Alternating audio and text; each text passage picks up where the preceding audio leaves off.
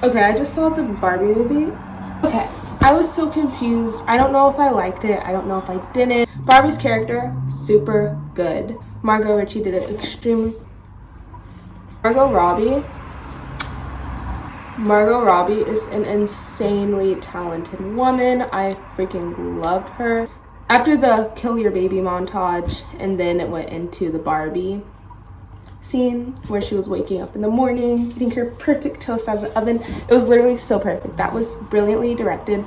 The cinematography, the costumes, everything pink. Freaking amazing. I loved it. It was great. Now, plot-wise, though. What the hell was the plot?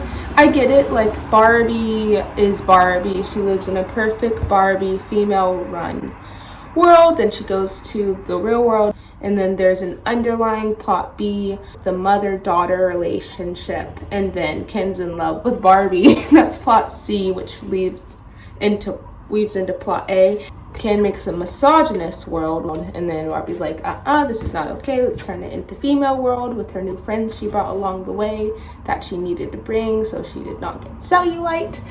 And then it turns around and she's like, oh, hey, Ruth, I want to go to the real world. Great plot. It's not that out. It's out there, but it's also just a bunch of randomness, which I love. However, the motivation when you're an actress or a screenwriter, the core question to your art is, what is the motivation of the character? What is the motivation of Barbie? Sometimes you'll do this for every single one of your characters that you're writing about. What's each of their motivation? Ken's was honestly the most clear, and that made me a little bit annoyed because it's not Ken's movie. Ken's was clear after the midway point. He went, oh, I want to make a misogynist world. And the first point he had to follow Barbie into the real world, he loves Barbie. Great motivation. Ken's out the window. Great.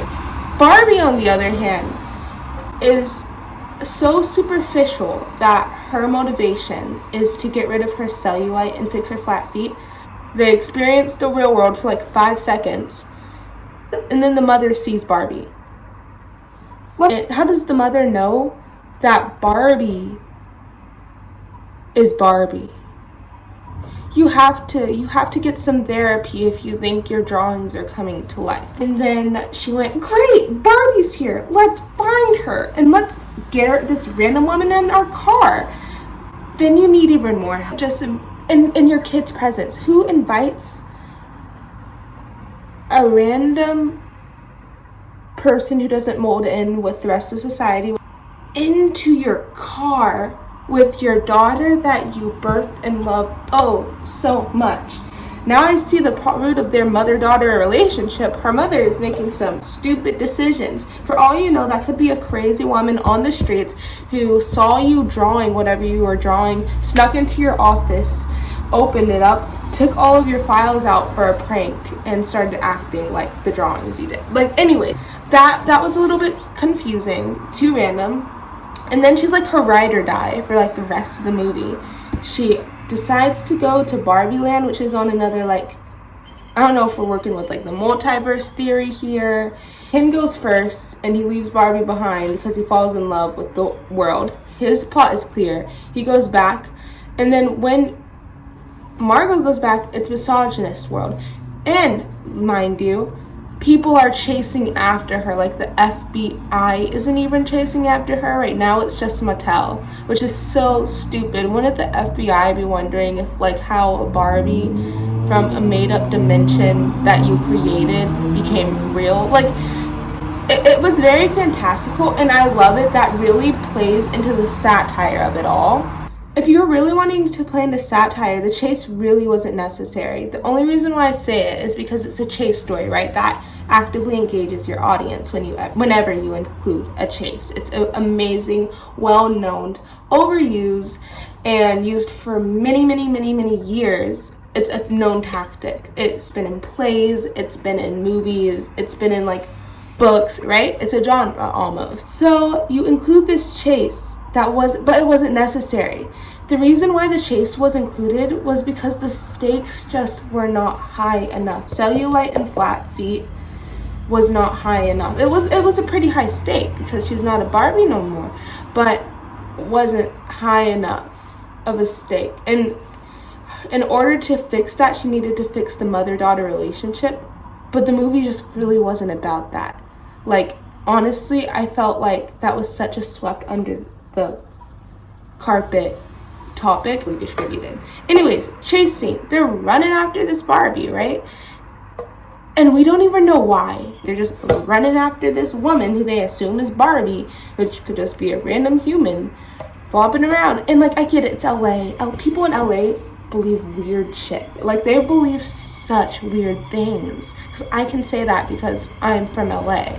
It's like out there. I'm just not sure if it's that out there that you believe that the Barbies are coming to life. But I think we know that it's happened before. Maybe that's why. Maybe. I'll just let that one slide. So anyways, Barbie gets to Barbie Land. She's like, oh no, this is misogynist land now. It's what Barbie Land was, but in reverse. And then Ken, I get why Ken did it. I don't want to say I'm anti-feminist. I don't want to sound anti-feminist. Don't come at me. But I get it. He was treated like poop.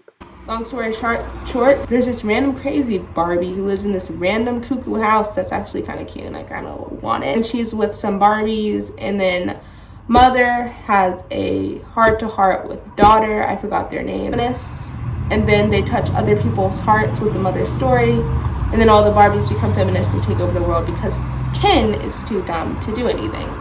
Or whatever. And then we see, oh, there are the men who chased Barbie. Why don't all humans just go to the Barbie world at this point? And then there was this lady named Ruth that Barbie just had tea with, who apparently just is the creator of Barbie. And then she comes to Barbie Land too. And then Barbie's like, I don't want to be in Barbie Land anymore. Then she goes to the real world.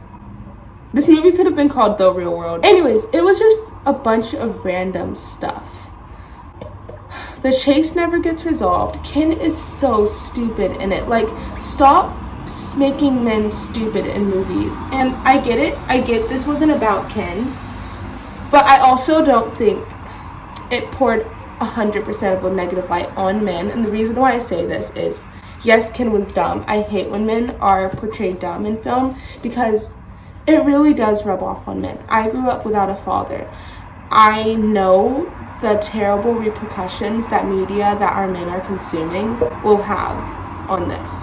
I don't want the men I date to see that. Because entertainment, it's not the end-all be-all, but it does have an effect on society. That's why many countries, if they want to control their citizens, North Korea, they control their media too. Constantly downplaying men is so annoying to me. Ken just needed to learn how to be Ken on his own. He doesn't need to be defined by women. Women don't need to be defined by Ken. Yay! So I think it's awesome that there's also a message for men in this heavily female energy rooted movie, which was mostly about women. And I think to counter the argument of it, I like that Barbie chooses the real world. She chooses a world that's working towards becoming balanced, not one way or the other, because both don't work. You can't have an all-female ran world. Sorry. You can't have an all-male ran world. Sorry. Female will be too perfect. We have already seen what the other one does. So yeah, I liked it. I think it was creative. I think it was excellent. I just don't like how it downplayed men, but it was also really funny. So that doesn't annoy me too much in this context. I just thought the plot needed work. I wish it was more linear, but I also did like the randomness of it. So right now, I'm just in the middle. I liked it. I didn't love it. I didn't think it was the greatest movie. It's like Shakespeare. Do I want to read A Midsummer Night's Dream again? No. Do I appreciate the work of genius? Yes. Yes, I do. So that's all I have for the Barbie movie today. Let me know if you have any questions. Please make sure to like, comment, and subscribe. Okay, ciao. See you guys. Toodles.